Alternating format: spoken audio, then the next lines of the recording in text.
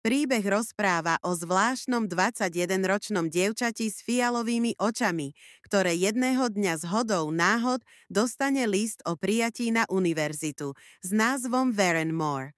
Nikdy o nej nepočula, to však ani nikto iný. Dokonca ani internet. Jediné, čo vie, je to, že sa nachádza v mestečku s rovnakým názvom na úbočí vrchu. O škole však putujú klebety, že na nej miznú a umierajú študenti. Čo z toho je však pravda?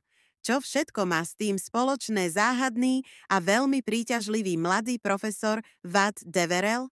Zakázaná láska medzi profesorom a študentkou. Záhadné samovraždy študentov. Psychické problémy, ktoré vás donútia rozmýšľať, či sa to deje naozaj, alebo len v hlave hlavnej postavy. A nakoniec, prekvapivý záver. Priznám sa, ak by som mala na škole profesora, ako je Vad, určite by som nezostala chladná.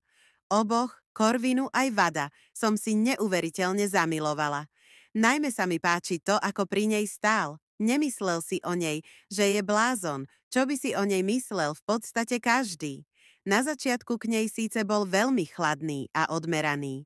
No ako to už býva, aj jeho maska sa pri nej rozštiepila na kúsky. Držal ju nad vodou, keď začala sama o sebe pochybovať. A čo je najdôležitejšie? Veril jej. Rozhodne ten príbeh stojí za prečítanie. Určite ostanete rovnako prekvapení ako ja.